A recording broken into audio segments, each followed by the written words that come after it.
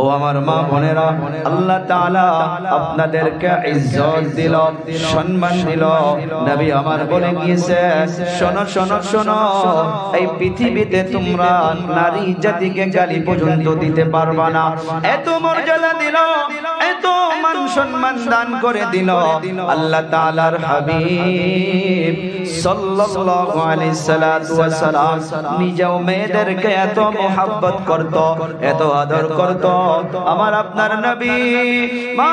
ফাতিমা রাদিয়াল্লাহু তাআলা আনহাকে আমার আপনার নবী বাড়ি থেকে যখন কোথাও বাহির হয়ে যাইতো বা বাড়িতে চলে আসতো, কোন বিস্কিট হাদিয়া তোহফা যদি নিয়ে আসতো, আমার আপনার নবী সাল্লাল্লাহু আলাইহি সাল্লাতু ওয়াস সালাম মা ফাতেমাকে ডেকে ডেকে ডেকে ডেকে মা ফাতেমার হাতে সর্বপ্রথম সে হাদিয়াকে তুলে দিত। আল্লাহ রাব্বুল আলামিন বলেন, এই দুনিয়ার মাধ্যমে দিয়া আমি আল্লাহ তাআলা সব কিছু শেষ করে দিব না। দয়াবান আল্লাহ তাআলা বলেন, ওয়ালানাজজিয়ান্নাহুম আজরাহুম বিআহসানি মা কানু ইয়ামালুন। আল্লাহ রাব্বুল আলামিন বলেন, এই দুনিয়াবি জিন্দেগি খতম হইয়া যাবে, সবাইকে একদিন চলে যাইতে হবে। অন্ধকার কবরের মেহমান সবাইকে হইতে হবে। কিয়ামত একদিন কায়েম হয়ে যাবে, সেদিন কেউ কাউকে চিনবে না, মা সন্তানকে চিনবে না, স্বামী স্ত্রীকে চিনবে না, স্ত্রী স্বামীকে চিনবে না, ছেলে বাবাকে চিনবে না। অমন অবস্থায় আল্লাহ তাআলার এলান, সেদিন আল্লাহ তাআলা এই দুনিয়াবি জীবনে যা কিছু ভালো ভালো নেক আমলগুলো করে যাওয়া হবে, আল্লাহ তাআলা একটা একটা করে বদলা সেদিন কিয়ামতের ময়দানে আল্লাহ দান করে দিবে। ও আমার মা বোনেরা, আমার অনেকগুলো বোন ভাগ্নিগুলো বসে আছেন। এই যে দুনিয়া দুনিয়া দুনিয়া রে মা, ভালো করে বোঝার জন্য চেষ্টা করো। অন্তর থেকে বলে যাই রে মা, একটা সময় কোনো আপনাদের ইজ্জত ছিল না, কোনো সম্মান ছিল না, কোনো আপনাদের মর্যাদা ছিল না। যখন দুনিয়ার মাধ্যমে কোন কন্যা সন্তান জন্ম হইত, একটা গোত্র করে রাখা হইত রে মা। যদি দেখা যায় তো কন্যা সন্তান জন্ম হয়েছে, ওই গোত্রের মাধ্যমে সঙ্গে সঙ্গে জীবিত কবর দিয়ে দেওয়া হতো। ও আমার মা বোনেরা, এই যে দুনিয়া, দুনিয়া থেকে তো সবাইকে চলে যাইতে হবে। একদিন দুনিয়া শেষ হইয়া যাবে। কবে শেষ হবে, কবে কিয়ামত হবে, এই পৃথিবীতে কেউ বলতে পারে না। আল্লাহ তাআলা কোরআনে কারীমের মাধ্যমে জানায়া রাখছে যে কিয়ামত কবে হবে, কবে হবে, এইটা ইলম দয়াময় আল্লাহ তাআলা কাউকে দেয় নাই, কাউকে দেয় নাই। ও আমার মা বোনেরা, আমি আপনাদেরকে অনুরোধ করে যাব, এই দুনিয়া থেকে চলে যাইতে হবে, এটা সত্য সত্য সত্য। কেউ বাঁচে থাকবে না, কেউ বাকি থাকবে না, কিন্তু এইটা জানা নাই কে কোন সময় মরব, কে কোন সময় কবরের মেহমান হইয়া যাব রে মা। কতগুলো মা বসে আছেন, অনেকেরই মা নেই, অনেকেরই বাবা নেই। এমন ভাবে আমার আপনার নবী সাল্লাল্লাহু আলাইহি সাল্লাতু ওয়াস সালাম দুনিয়া থেকে যখন বিদায় হয়ে যাবে, আমার আপনার নবীর সেই অবস্থা দেখে মা ফাতিমা কান্না করেছিল। আমার আপনার নবী মা ফাতেমার কানে যেন কি জিনিস, কি কথা বলে দিল। মা ফাতেমা সঙ্গে সঙ্গে কান্না বন্ধ করে দিল। এইটা বলেছিল, রে মা, আমি দুনিয়া থেকে চলে যাওয়ার পর 6 মাসের ভিতরে হোক সর্বপ্রথম আমি তোমার সঙ্গে দেখা করব। মা ফাতেমা দুনিয়া থেকে যখন বিদায় হয়ে গেল, ও আম্মা জান, কবর এমন একটা জায়গা রে মা, মা ফাতেমাকে যখন কবরের মাধ্যমে রাখা হলো, কবরকে বলা হয়েছিল, ও কবর কাকে তোমার নিকটে রাখা হইতেছে অল্প খেয়াল করবা এইটা হইতেছে বিশ্ব নবীর মেয়ে ফাতিমা রাদিয়াল্লাহু তাআলা আনহা ইনার সঙ্গে যেন ভালো আচরণ করা হয় কবর থেকে কোনো আওয়াজ নাই কোনো শব্দ নাই আবার বলা হয়েছিল ও কবর কাকে তোমার নিকটে রাখা হইতেছে ইনার সঙ্গে যেন ভালো আচরণ করা হয় এইটা হইতেছে হাসান হোসেনের আম্মা জান কবর থেকে কোনো আওয়াজ নাই কোনো শব্দ নাই তারপর বলা হয়েছিল ও কবর তোমার নিকটে বিশ্ব নবীর মেয়েকে রাখা হইতেছে ইনার সঙ্গে যেন ভালো আচরণ করা হয় কবর থেকে আওয়াজ এসে গেল আমি বিশ্ব নবীর মেয়েকে চিনি না আমি ফাতেমাকে জানি না আমি আলিয়া হায়দারের স্ত্রীকে চিনি না আমি আমার নিকটে যে ভালো আমল নিয়ে আসবে ওই আমল মোতাবেক আমি তার সঙ্গে ব্যবহার করব ও আম্মা জান মা ফাতেমার বিষয় যদি খবর এমন হইতে পারে আমি আপনি দুনিয়াবি জিন্দেগিতে রে মা কত আমল করে যাইতেছি কি কাজ করে যাইতেছি সে খবর এমন একটা জায়গা রে মা দুনিয়াতে মুমিন বান্দা বান্দির যখন ইন্তেকাল হয়ে যাবে আমি আপনি দুনিয়ার মাধ্যমে যদি নেক আমল করে যাইতে পারি আল্লাহ তাআলা মরণের সময় আমার আপনার নিকটে একদল ফেরেশতা পাঠাইয়া দিবে ওই ফেরেশতাগুলো এসে বলবে ইন্নাল্লাযীনা ক্বালু রাব্বুনাল্লাহু সুম্মা ইসতাকামু তাতানাজ্জালু আলাইহিমুল মালাইকা আল্লা তাখাফু ওয়া লা তাহজানু আল্লা ولا تحزنوا وأبشروا بالجنة সবাইকে তো চলে যাইতে হবে মুমিন বান্দা বান্দি যখন দুনিয়া থেকে চলে যাওয়ার সময় হবে আল্লাহ তাআলা একদল ফেরেশতাকে পাঠিয়ে দিবে ওই ফেরেশতাগুলো এসে ওই মুমিন বান্দা বান্দির নিকটে বসে যাবে ওই ফেরেশতাগুলো বলবে আল্লাহ তাখাফু ওয়ালা তাহজানু তোমার কোনো টেনশনের দরকার নাই তোমার কোনো চিন্তার দরকার নাই মুমিন বান্দা বান্দিকে আল্লাহ তাআলার ফেরেশতা এই কথা বলবে এই কথা বলার পরে পরে আরেকটা খুশখবরি দিয়া দিবে ওয়া আবশিরু বিল জান্নাহ যারা দুনিয়ার মাধ্যমে রবকে চিনেছি রবের হুকুম মোতাবেক জীবন যাপন করেছি আল্লাহ তাআলা ওই বান্দা বান্দির মওতের সময় জান্নাতের খুশখবরি দিয়া দিবে ইন্তেকাল হয়ে যাবে ও মা বোনেরা ইন্তেকাল হয়ে যাওয়ার পর একদিকে বাবা কান্না করবে একদিকে মা কান্না করবে একদিকে আশপাশে কান্না কান্নি করবে কেউ বাজারে চলে যাবে কাপড় কেনার জন্য কেউ বাজারে চলে যাবে সাবুন কেনার জন্য মা বোনগুলো পানি গরম করবে কেউ বড়ই পাতা ছিঁড়ে ছিঁড়ে পানির মাধ্যমে দিবে ও মা একদিকে সন্তান কান্না করে থাকবে যখন কাফনের ব্যবস্থা হয়ে যাবে ওই খাটলির মাধ্যমে উঠাইয়া কবরস্থানের দিকে রওনা হয়ে যাবে কবরস্থানে নিয়ে যাওয়ার পর যখন জানাজা হয়ে যাবে মুমিন বান্দা বা বান্দি হয়ে যদি থাকেন নেক যদি আমল করে দুনিয়া থেকে যাইতে পারেন কবরে রাখার পর আপন ছেলে পড়তেছে মিনহা خلقناكم وفيها نعيدكم ومنها نخرجكم تارة أخرى বাবার কবরের উপরে ছেলে আয়াত পড়ে পড়ে মাটি দিতেছে ভাই আয়াত পড়ে পড়ে মাটি দিতেছে বংশ বুনিয়াদ আয়াত পড়ে পড়ে মাটি দিতেছে কবরে রাখার পর মানুষ 40 কদম যখন দূরে চলে যাবে রে মা বোনেরা আমার 40 কদম দূরে চলে যাওয়ার পর ওই মানুষের পায়ের কদমের আওয়াজ ওই কবরের মাধ্যমে ঘুমাইয়া ঘুমাইয়া ওই মৃত ব্যক্তি শুনতে পায় যখন মানুষ 40 কদম দূরে চলে যায় যায় আল্লাহ তাআলা ওই কবরের মাধ্যমে আবার ফেরেশতা পাঠাইয়া দেয় ফেরেশতা এসে আমি আপনি শুনেছেন মা বোনেরা তিনটা করে প্রশ্ন করবে মার রব্বুকা ওয়া মা দীনুকা ওয়া মান নবিয়ুকা তোমার রবকে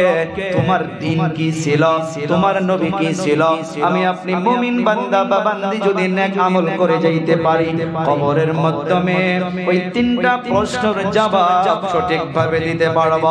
এই জবাব দেওয়ার পর আল্লাহ তাআলা জান্নাত থেকে আরেকদল ফেরেশতা পাঠাইয়া দিবে জান্নাত থেকে রেশমি কাপড় নিয়ে আসবে রেশম কাপড় নিয়ে আসার পর ওই মুমিন বান্দি বা বান্দার রূহটা ওই রেশম কাপড়ের মাধ্যমে পেছাইয়া আল্লাহ তাআলার হুকুমে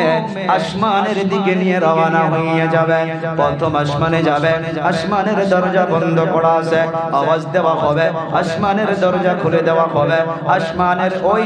সমস্ত ফেরেশতাগুলো এর রূহকে স্যালুট করবে সালাম করবে দুই নম্বর আসমানে চলে যাবে তিন নম্বর আসমানে যখন ওই মুমিন বান্দা বান্দির রূহটা নিয়ে রওনা হয়ে যাবে আল্লাহ তাআলা আওয়াজ দিয়ে বলবে দাঁড়া দাঁড়া এর রূহটা আসমানের দিকে আর নিয়ে আসা লাগবে না এর রূহটা নিয়ে যা কবরের মাধ্যমে নিয়ে যা আর কবরে নিয়ে যাওয়ার আগে এই বান্দির নামটা জান্নাতের মাধ্যমে আলা ইল্লিয়িনের মাধ্যমে লিখে দাও তারপর রূহটা কবরের মাধ্যমে নিয়ে আসবে কবরে নিয়ে আসার পর ওই বান্দা বান্দির উপরে আবার রূহটা তার ভিতরে দান করে দেওয়া হবে আল্লাহ তাআলার হাবিব বলে গিয়েছে দুনিয়ার মাধ্যমে যদি নেক আমল করে যাইতে পারো রে মা ওই সময় আল্লাহ তাআলার হাবিব বলে গিয়েছে আল্লাহ তাআলার হাবিব বলল রূহটা দান করার পর আল্লাহ তাআলার হুকুমে ঘুমানোর জন্য অর্ডার করা হবে যে ঘুমায়া পড়ো এমন ভাবে ঘুমাও যেমন করে আজ তুমি প্রথম বাসর ঘরে ঘুমাইতেছ কবরের মাধ্যমে আল্লাহ তাআলা হুকুম করবে আল্লাহ তাআলার হুকুমে ঘুমায়া পড়বে আর কেউ ডিস্টার্ব করবে না জান্নাত থেকে কবর পর্যন্ত একটা রাস্তা খুলে দেওয়া হবে জান্নাতের হাওয়া পাইতে থাকবে জান্নাতের সুখ শান্তি পাইতে থাকবে কিন্তু এইটা মুমিন বান্দা বান্দির রূহটা এমন ভাবে চলে গেল ও মা এমনও মানুষ দুনিয়ার মাধ্যমে রয়েছে দুনিয়া দুনিয়া করে যারা রবকে ভুলে গিয়েছি আল্লাহর নবীকে ভুলে গিয়েছি দুনিয়ার মাধ্যমে নাফরমানি করতে করতে করতে করতে যারা সময়গুলো পার করে দিতেছি রে মা এমন বান্দা বান্দির যখন ইন্তেকালের সময় এসে যাবে আল্লাহ তাআলার ফেরেশতা এমন অবস্থায় এসে যাবে ভয়ের মাধ্যমে আখিরি সময় কালেমা পড়তে পারে না এমনি দুনিয়া থেকে বিদায় হইয়া যায় কবরে রাখার পর মানুষ যখন মাটি দিয়া দিয়া বাড়িতে চলে যায় বন্ধু বান্ধবী সব কান্নাকাটি করে থাকবে কবরে রাখার পর 40 কদম যখন মানুষ দূরে চলে যাবে 40 কদম দূরে চলে যাওয়ার পর কবরের মাধ্যমে আল্লাহ তাআলা ফেরেশতা পাঠাইয়া দিবে ওই আগের মুমিন বান্দা বান্দির মতো করিয়া ও মা ওই সময় প্রশ্ন করবে বলো তোমার রব কে তোমার দ্বীন কি ছিল তোমার নবী কি ছিল কে তোমার নবী ছিল দুনিয়ার জমিনে যারা রবকে চিনতে পারবো না যারা নবীকে চিনতে পারবো না যারা দ্বীনকে বুঝতে পারবো না সেদিন কোনো কিছুই জবাব দিতে পারবো না হা হা লাদরি বলে খামোশ হইয়া থাকবো আল্লাহ তাআলা জাহান্নাম থেকে একদল ফেরেশতা পাঠাইয়া দিবে এমন একটা কাপড় নিয়ে আসবে সেই কাপড় গন্ধযুক্ত কাপড় কাপড়ের মাধ্যমে এত গন্ধ করবে ওই গন্ধযুক্ত কাপড়ের মাধ্যমে রে মা ওই বান্দা বা বান্দির রূহটা পেছাইয়া নিয়া আল্লাহ তাআলার আসমানের দিকে রওনা হইয়া যাবে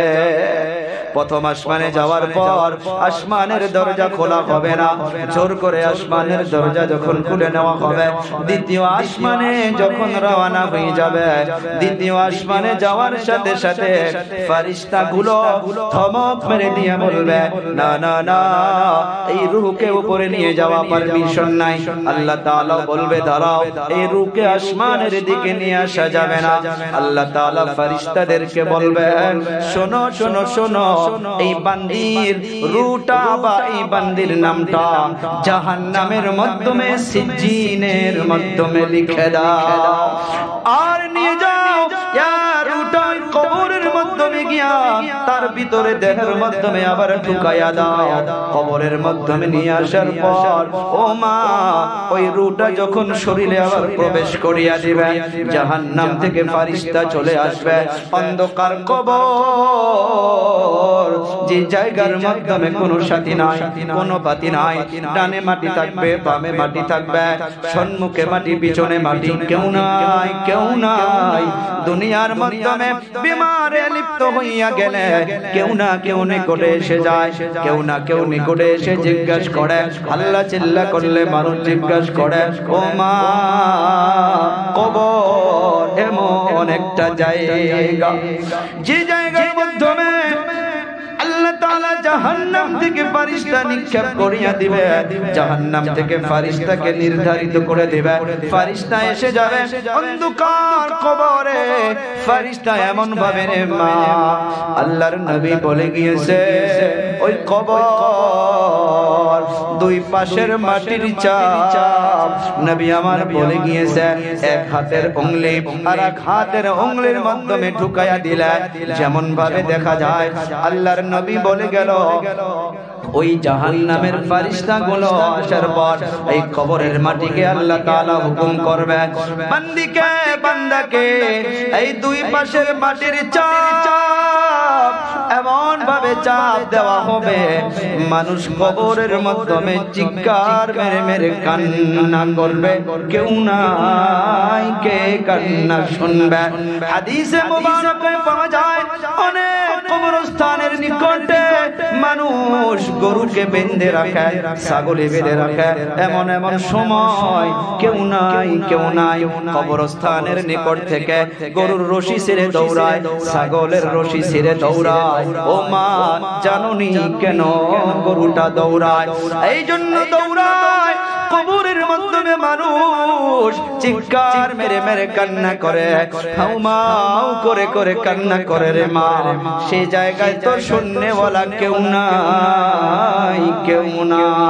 মাদেরকে আমি অন্তর থেকে বলে যাচ্ছি রে মা এই দুনিয়া দুনিয়া দুনিয়া করে আমি তো আপনি থাকা যাবে না চক্ষু দুটা বন্ধ করে দেখো রে মা চোখের সম্মুখ থেকে মা চলে গেল বাবা চলে গেল দাদা চলে গেল দাদি চলে গেল এমন অবস্থায় আর সে কবরগুলো পর্যন্ত চেনা যাচ্ছে না আমার আপনারও তো মত হবে আমাকে আপনাকেও তো দুনিয়া থেকে বিদায় হয়ে যাইতে লাগবে যখন ফাতেমাকে সে কবরের কথা বলা হয়েছিল ফাতেমাকে যখন কবর জবাব দিতে পারে যে আমি ফাতেমাকে চিনি না আমি আলী হায়দারের স্ত্রীকে চিনি না আমি বিশ্ব নবীর মেয়েকে চিনি না ও আম্মা জান সে কবর তাহলে কেমন একটা জায়গা দুনিয়ার মাধ্যমে মা আমাকে আপনাকে নেক আমল করতে হবে এই যে মাদ্রাসা আপনাদের এলাকার মাধ্যমে রয়েছে রে মা আপনাদের মর্যাদা আপনাদের মান সম্মান আপনাদের ইজ্জত ইসলাম দিল শরীয়ত দিল নবী আমার দিয়ে গেল আমার আপনার নবী সাল্লাল্লাহু আলাইহি সাল্লাম এই যে মাদ্রাসা কায়েম করেছেন আপনারা এই মাদ্রাসার নিসবত মসজিদ নববীর আসহাবে সুফার সাথে আল্লাহ তাআলার হাবিব অ্যাটাচ করে দিয়েছে মাদ্রাসা ছোট নয় আর নিসবত হইতেছে মদিনাতুল মুনাওয়ারায় ওই মাদ্রাসার সঙ্গে ও আম্মা জান আমার আপনার নবী বলে গিয়েছে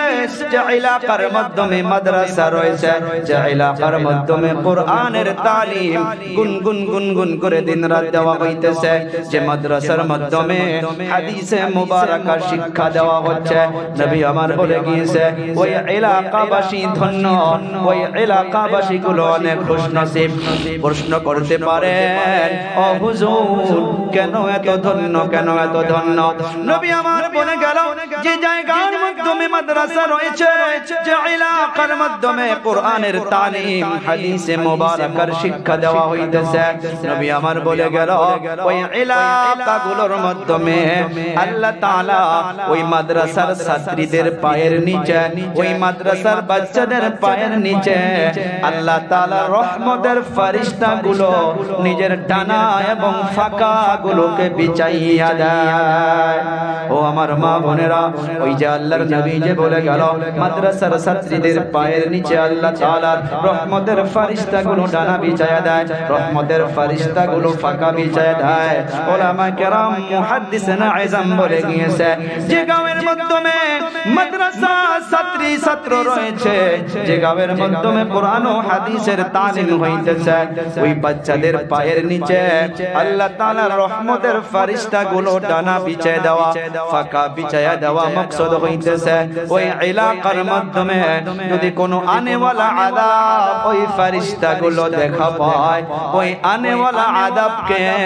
ওই মাদ্রাসার জন্য, ওই বাচ্চাদের জন্য, ওই ছাত্রীদের জন্য ওই আনেওয়ালা আযাবকে আল্লাহ তাআলার রহমতের ফেরেশতাগুলো নিজের ডানার দ্বারা, নিজের ফাঁকার দ্বারা ধাক্কা মেরে ওই এলাকা থেকে অন্য জায়গায় পার করে দেয়। ও আমার মা, আল্লাহর নবী সাল্লাল্লাহু আলাইহি সাল্লাতু ওয়াস সালাম আরো বলে গিয়েছে, ও মা বোনেরা শুনো, এই যে মাদ্রাসা মাদ্রাসা মাদ্রাসা মাদ্রাসার ছাত্রীদের বরকত, মাদ্রাসার ছাত্রদের বরকত, এদের জন্য পানির মাছ পর্যন্ত দোয়া করে, এদের জন্য জঙ্গলের বাঘ ভাল্লুক পর্যন্ত দোয়া করে, এদের মর্যাদা, এই কোরআন ওয়ালাদের মর্যাদা আল্লাহ দিয়েছে, আল্লাহর নবী দিয়েছে। ও মা, তিরমিজি শরীফের একটা হাদিসের বর্ণনা, কোরআন মাদ্রাসার জরিয়া করে, কোরআনের জরিয়া করে আল্লাহ তাআলা ইজ্জত বাড়াইয়া দেয়, আল্লাহ তাআলা সম্মান বাড়াইয়া দেয়। হযরত ওমর রাদিয়াল্লাহু তাআলা আনহু থেকে বর্ণিত পাওয়া গিয়েছে, হযরত ওমর যখন খলিফাতুল মুসলিমিন, উনি যখন হুকুমতের দায়িত্বের মাধ্যমে আছেন, হযরত ওমর মক্কাতুল মুকাররমার মাধ্যমে একজনকে দায়িত্ব দিলেন, দেশ চালানোর জন্য দায়িত্ব দিলেন, যিনার নাম হইতেছে নাফে। নাফেকে মক্কার দায়িত্ব দিলেন। কিছুদিন পর উসফান নামক একটা জায়গার মাধ্যমে নাফের সাথে হযরত ওমরের মুলাকাত হইয়া গেল। হযরত ওমর নাফেকে প্রশ্ন করেছে, ও নাফে, কি খবর, মক্কার কি অবস্থা চলতেছে? বলে আলহামদুলিল্লাহ। মক্কাতুল মুকাররমার যে ছোট ছোট গাঁওগুলো রয়েছে, ওই গাঁওগুলোর দায়িত্ব আপনি কাকে দিয়েছেন? বলে হুজুর, একজন গোলাম, তিনার নাম হইতেছে ইবনু আবজা। হযরতে ওমর বলে, একজন গোলামকে কেমন করে তুমি কুরসির দায়িত্ব দিতে পারো? সে তো লেখাপড়া করে নাই, কেমন করে দেশ চালাবে, কেমন করে গাঁও চালাইতে পারবে? নাফে জবাব দিয়ে বলতেছে, ও হুজুর, সে গোলাম হইতে পারে,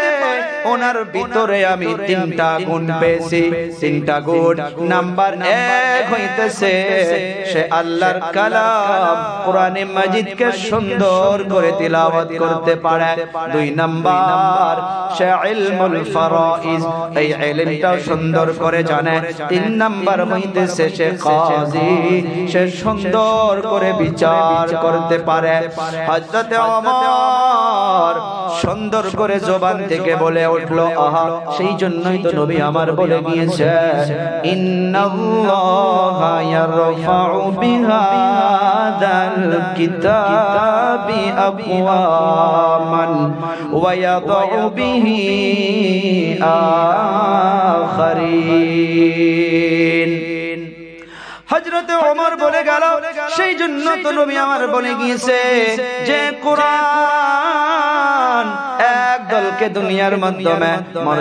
মর্যাদাশীল বানাইয়া দেয়, সম্মানিত বানাইয়া দেয়। এই কোরআন একজন গোলামকে গোলামির থেকে আজাদ করিয়া তাকে কুরসির দায়িত্ব দিয়া দিতে পারে। এই কোরআন সমস্ত মানুষের মর্যাদা বাড়াইয়া দিতে পারে।